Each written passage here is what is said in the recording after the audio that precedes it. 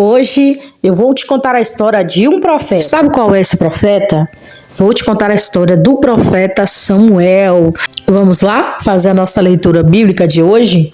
1 Samuel, capítulo 3, versículos 19. E crescia Samuel, e o Senhor era com ele, e nenhuma de todas as suas palavras deixou cair por terra. Samuel foi um dos maiores líderes do povo de Israel. Ele foi o último e mais importante dos juízes, como também o primeiro da escala profética. Vamos ler Atos dos Apóstolos, capítulo 3, versículo 24, e vamos ler também Atos dos Apóstolos 13 e 20. Olha só o primeiro versículo. Sim, e todos os profetas, desde Samuel, todos quantos depois falaram, também predisseram estes dias. Vamos ler agora Atos 13, 20. E depois disto, por quase 450 anos, lhe deu juízes até o profeta Samuel. O profeta Samuel certamente é uma das figuras mais notáveis da Bíblia. A história de Samuel revela que ele era considerado a pessoa mais proeminente desde Moisés nos tempos do Antigo Testamento. Vamos ler Jeremias capítulo 15, versículo 1. Olha só o que diz. Disse-me, porém, o Senhor, ainda que Moisés e Samuel se pusessem diante de mim, não estaria a minha alma com este povo. Lança-os diante da minha face e saiam. Você pode ver aí que Samuel era e é uma figura muito importante para Deus, de muito valor, e que ele era realmente aquilo que o Senhor dizia que ele era. E as pessoas também falavam ali que ele era um homem que, quando Deus falava através dele, nenhuma palavra dele caía por terra. E que nós possamos também ser assim, ser usados, que nenhuma palavra que sai da nossa boca, que Deus mandou que nós falássemos, caia por terra. Porque quando o profeta do Senhor e a profetisa do Senhor, ele é usado por Deus, a palavra que ele falou, o que ela falou, não vai cair por terra de maneira alguma. Essa palavra ela não vai voltar vazia. Ela chega no endereço certo, para a pessoa certa, e até estremece a base dessa pessoa. Então, que possamos seguir o exemplo de Samuel. Agora vamos para o significado do seu nome. O significado exato do nome Samuel, ou alguns significados são: ouvido por Deus, aquele que provém por Deus.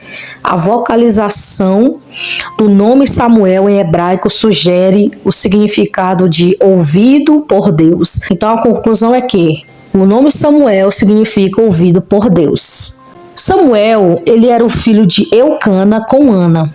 Eucana era um homem piedoso da região de Efraim e de linhagem levítica. Ou seja, o pai de Samuel era da linhagem levítica, da tribo de Levi. E a sua mãe, durante um longo tempo, permaneceu estéril. A Ana, ela era estéril.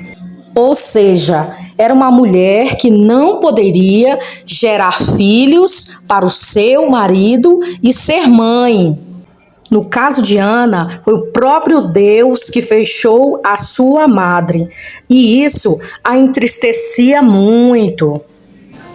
Porque não poder gerar filhos era uma coisa terrível. E Ana, ainda por cima, ela era provocada por Penina, a outra esposa de Eucana. Naquele tempo, o homem poderia ter várias esposas, né? Como você viu na história de Lia e Raquel. E Eucana tinha duas esposas, tinha Penina e tinha Ana. O Eucana amava mais a Ana do que a Penina. E essa mulher a provocava de forma muito debochada. Olha só, ela caçava conversa com a Ana, né? Ela era caçadorinha de conversa. Ela ficava a hora instigando Ana, sabe? Falando assim: olha, eu tenho vários filhos, você não tem. Ficava assim, sabe? Zombando. A Ana era estéril, sabe? Aquelas coisas assim, entendeu? de criança, né? Criança que eu digo porque é uma pessoa que faz isso, é uma pessoa muito infantil, uma pessoa muito sem noção, né? Uma pessoa que fica chacotando o outro, gosta de tirar sarro com as pessoas e não percebe que aquilo ali é coisa que um adulto, uma pessoa que é maduro, não faria, né? Eu falo nesse sentido, tá? Eucana, ele tinha o costume de todos os anos até Siló para adorar e sacrificar a Deus no tabernáculo. Em uma dessas ocasiões, Ana foi até o tabernáculo e rogou ao Senhor que ele desse um filho. Ela prometeu que entregaria esse filho ao Senhor para ser um nazireu de Deus. Você vai ler 1 Samuel, no capítulo 1, no versículo 10, tem essa leitura lá, que Ana entregou seu filho ali para o Senhor, e você vai ler Números, capítulo 6, versículo 5. Então ela entregou ele para ser um nazireu. E o que é um nazireu de Deus? O nazireu de Deus é um termo utilizado na Bíblia, cujo significado indica um voto de consagração especial que uma pessoa fazia diante de Deus. Muita gente já ouviu falar do voto do nazireado da Bíblia, principalmente em conexões com a história de Sansão. Logo abaixo vai estar a história de Sansão na descrição. O Senhor ouviu a súplica de Ana e lhe deu um filho, e depois dele mais outros 5 filhos. Eu peço a você que ouça a mensagem de Ana, vai aparecer no início aqui deste vídeo. Os israelitas viviam sob constante opressão e ameaça da parte dos filisteus, e a nação encontrava-se em um terrível declínio espiritual. Então o profeta Samuel chegou de forma sobrenatural na vida de Ana. Olha só, eu vou te entregar agora uma revelação muito grande. Ana pediu para Deus um filho, mas Deus deu para ela um profeta, um sacerdote e um juiz. Ou seja, Deus, ele vai entregar para você 3 vezes mais aquilo que você está pedindo e o que você sonha. Ana cumpriu seu voto ao Senhor. E desde a sua infância, Samuel serviu no tabernáculo sob os cuidados do sacerdote Eli. E nessa época, ele já usava uma veste sacerdotal e um éfode de linho. Você vai ler aí Samuel, capítulo 2, versículo 18 e Samuel 3:1. E o que era um sacerdote? O sacerdote, ele era responsável para a expiação do pecado das pessoas que iam até ele para serem perdoadas. E também ele fazia sacrifícios pela sua vida e entregava ali as orações, os sacrifícios a Deus para que o Senhor o perdoasse. Então ele era responsável aí por esse sacerdócio. Ele tinha essa responsabilidade. Nos dias de hoje é um líder e uma líder espiritual, tá? Que cuida das ovelhas do Senhor, que foi chamado para fazer isso. Esse era o ofício do sacerdote. Por isso que Ana entregou a Eli a responsabilidade do pequeno Samuel, para que ele crescesse na casa do Senhor.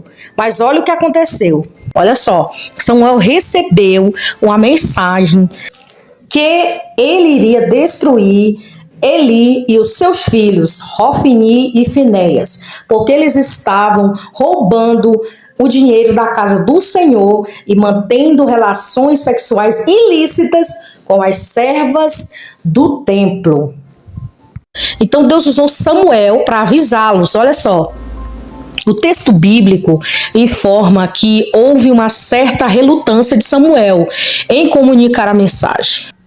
Agora você me pergunta, por que ele ficou relutante?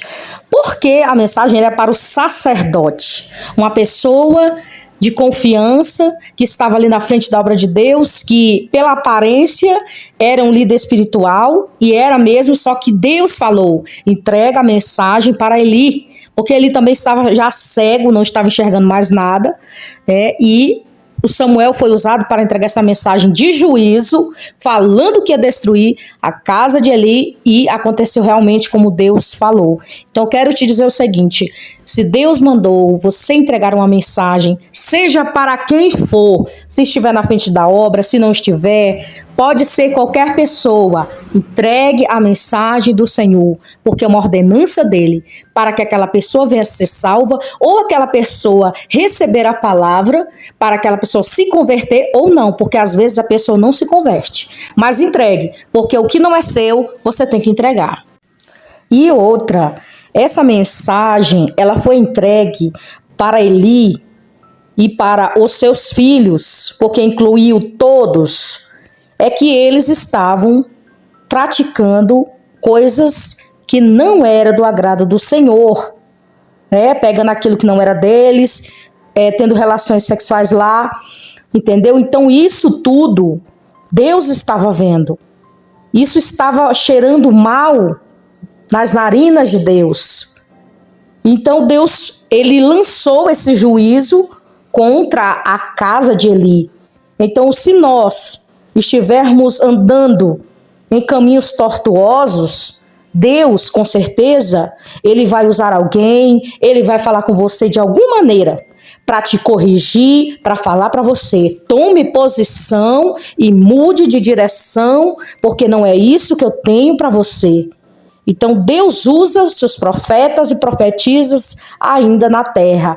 Ouça e dê ouvidos e pare de ficar chacotando e não acreditando naquilo que Deus já te falou para você não fazer de errado. E você continua fazendo, continua repetindo as mesmas coisas, você continua batendo na tecla do erro. E Deus não está se agradando de alguma maneira. Então Samuel, ele foi obediente a Deus, exercendo o seu ofício com maestria, com excelência, como profeta, como juiz e como sacerdote.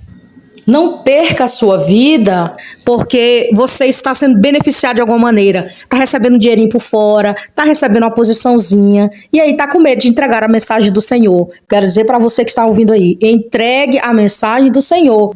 Não se preocupe em perder coisas. O conselho que eu te dou é que você entregue a mensagem do Senhor para a pessoa destinada e durma em paz, porque Samuel fez o que Deus mandou ele fazer. Eu só sei dizer que ele falou o que Deus mandou. Se ele foi criticado ou não, isso não tem importância. Nós temos que pegar esse exemplo. Não importa se as pessoas zombam, criticam, falam mal, não se preocupe. Samuel sabia para que ele veio. Ele sabia disso de alguma maneira. Enquanto Samuel crescia, tornava-se evidente que o Senhor era com ele. Assim, todo o povo entendeu que Samuel havia sido comissionado como profeta do Senhor. 1 Samuel, capítulo 3, versículo de 1 a 21. Aí você pensa, será que ele entregou a mensagem? Entregou e se cumpriu a mensagem. Você vai ver aqui ao longo da história. Conforme Deus havia falado a Samuel, a casa de Eli foi entregue à destruição. E o povo e a arca da aliança foram entregues aos filisteus. Após um intervalo de tempo, Samuel aparece na narrativa bíblica, conclamando o povo ao arrependimento. E que o povo voltasse a se rededicar à adoração ao Deus de Israel. A idolatria foi abolida. Olha, você já ouviu eu falar várias vezes aqui da idolatria, tá? Você já está entendido desse assunto sobre idolatria. Então Deus mandou Samuel falar, vocês têm que se arrepender, parar com idolatria. E o que é esse arrependimento? É mudar de direção, mudar de pensamento. Que Deus nos ajude a chegar ao verdadeiro arrependimento. Deus conclamou usando Samuel dizendo, se arrependam e voltem-se para Deus, para a adoração ao Deus Todo-Poderoso. Parem de insistir no mesmo erro. Ele foi usado por Deus para conduzir Israel à vitória contra os filisteus em Mispa. Depois ele erigiu um lembrete de tudo o quanto havia ocorrido com Israel, de como saíram em uma situação de derrota para a grandiosa vitória por meio da submissão ao Senhor. Esse marco memorial Samuel chamou de Ebenezer. O que significa esse nome Ebenezer? E disse: até aqui nos ajudou o Senhor. 1 Samuel, capítulo 7, versículo de 1 ao 14. Você faça aí essa leitura. Então, Samuel construiu um altar em Ramá, aonde estava sua casa, e julgou a Israel. Para tanto, ele até estabeleceu um circuito pelas cidades próximas, a fim de exercer a sua liderança sobre o povo. Você vai ler 1 Samuel 7, do 15 ao 16. Agora vamos falar de Samuel e a monarquia em Israel. A Bíblia não fornece aí muitas informações sobre a vida familiar de Samuel, mas destaca a conduta reprovável de seus filhos. Os filhos do profeta Samuel não seguiram seu exemplo. Abraçaram a iniquidade.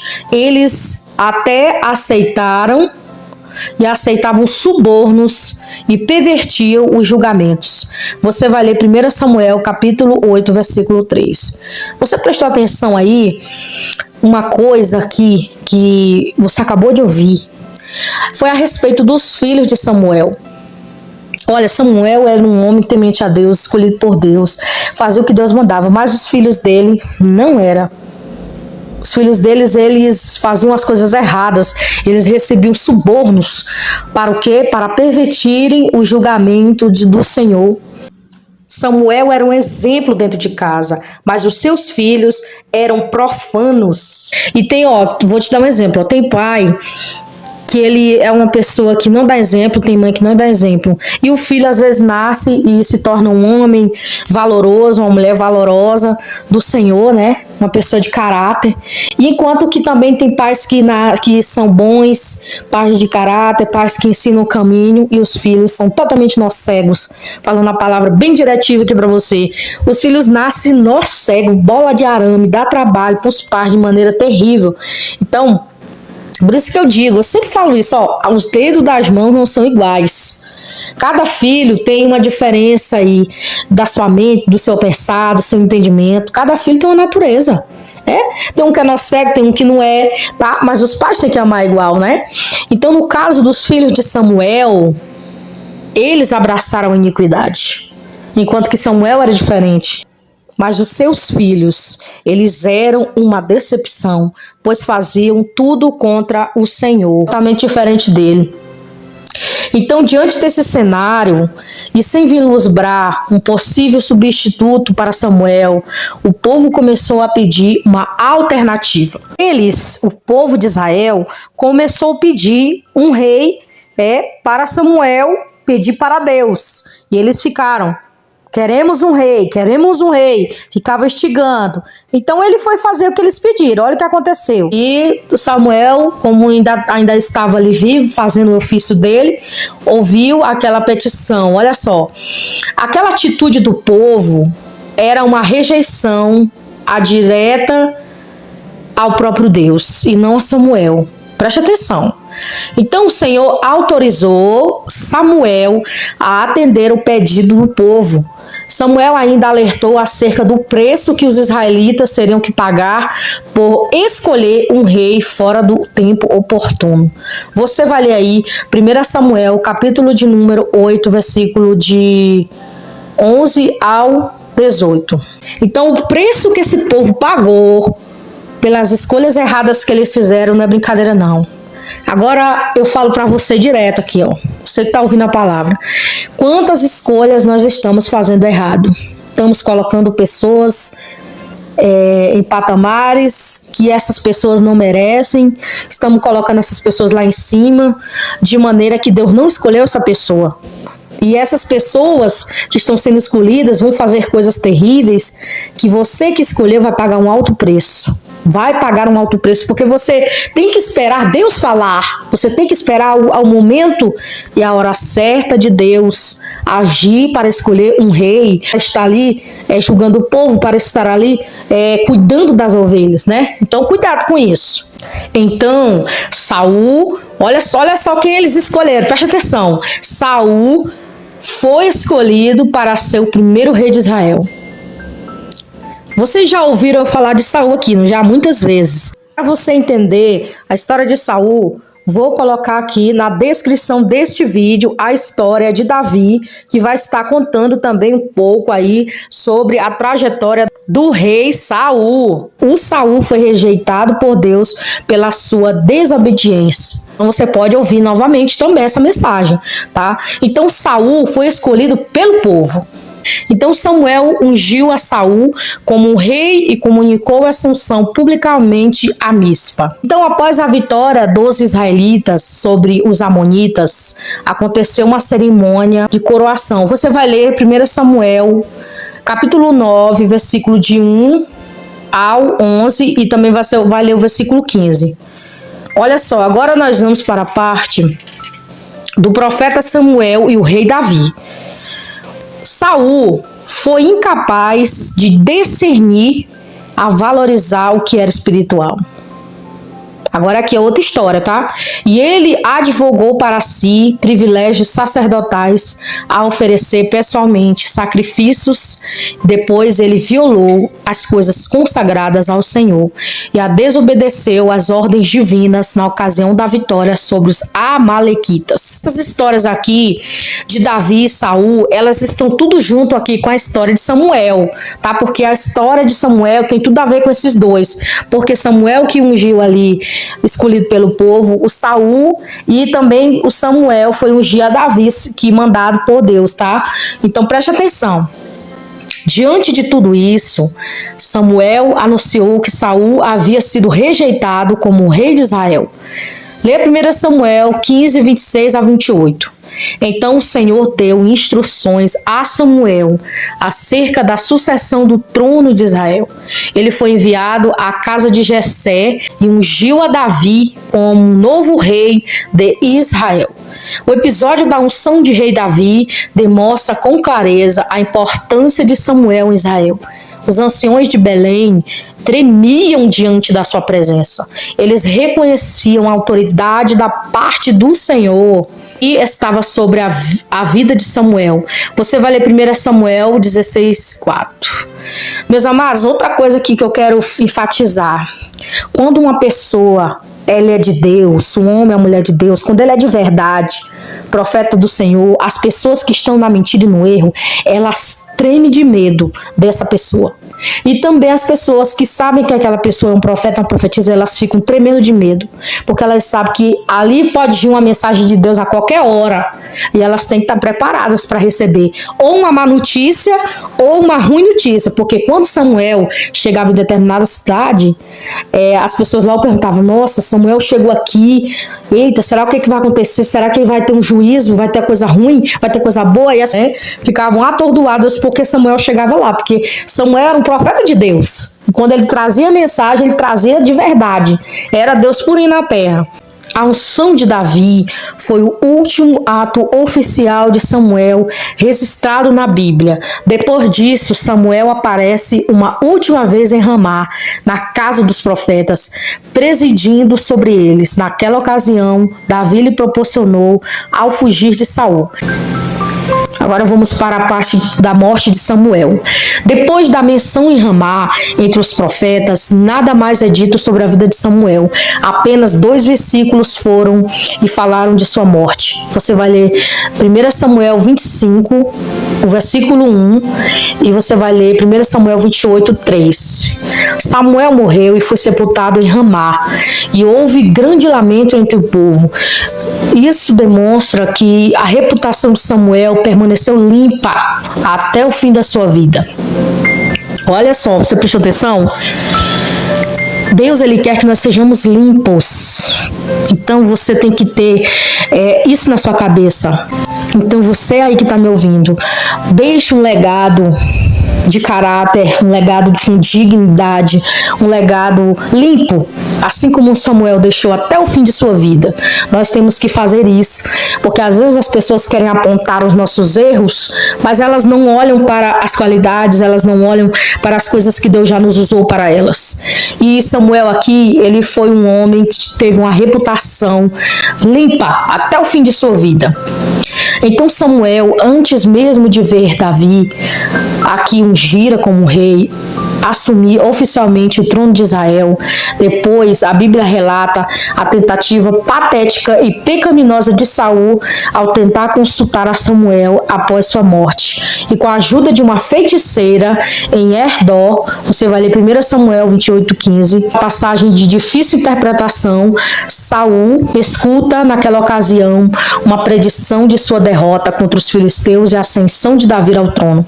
Olha só, o Saul estava tão perturbado, o Saul estava tão louco, né, que ele foi lá na feiticeira, né, uma bruxa, né, e foi lá falar assim: olha, consultei Samuel, consulta ele aí, só que tem um porém nessa história. Até Deus, ele manda nos demônios, né, no cão, no diabo. Então, eu acredito que foi Deus que permitiu ali a aparência de aparecer Samuel, porque nós sabemos que quem morre não volta mais, morreu, já era, ó, segue-se juízo. Então foi falado ali, apareceu um homem parecido com Samuel e foi falado ali: olha, você, Saul, vai ser destruído pelos filisteus e Davi vai seguir ao trono. Então, mais ou menos isso. Estou fazendo aqui uma conjecturação para você entender. Até o diabo foi usado ali para falar para Saul que ele ia ser derrotado. Mas preste atenção, o profeta Samuel foi uma das pessoas mais importantes na história de Israel. É uma figura notável, um instrumento usado por Deus aqui na terra. Ele foi o primeiro de uma tradição profética em Israel, o último dos juízes, aquele que ungiu os primeiros reis da nação, e o seu exemplo de fé atravessou os séculos, e por isso ele é mencionado pelo escritor aos Hebreus entre os heróis da fé. Está escrito no livro de Hebreus, capítulo de número 11, versículo 32 e 34, que diz assim: que mais direi? Não tenho tempo para falar de Gideão, Baraque, Sansão, Jefté, Davi, Samuel e os profetas, nos quais, pela fé, conquistaram reinos, praticaram a justiça, alcançaram o cumprimento de promessas, fecharam a boca de leões, apagaram o poder do fogo, escaparam do fio da espada, da fraqueza tiraram forças e tornaram-se poderosos na batalha e puseram em fuga exércitos estrangeiros. E que nós possamos também ser exemplos como Samuel foi. Falar a palavra que Deus mandou nós falarmos. Que nós fizemos aquilo que chegou ao nosso alcance e que nós fizemos aquilo que Deus mandou nós fazermos. Os homens podem nos olhar e nos desprezar, mas Deus, ele nos olha e nos valoriza e estamos aí no top 10 na lista de Deus. Importante é isso, né? Importante é ser valorizado por Deus, porque os homens da terra aqui, eles só querem fazer o que eles querem, mas não querem obedecer muitas das vezes o Senhor Deus Todo-Poderoso. E que Deus te abençoe e que essa palavra fique guardada no seu coração. Um grande abraço a todos. A paz do Senhor Jesus.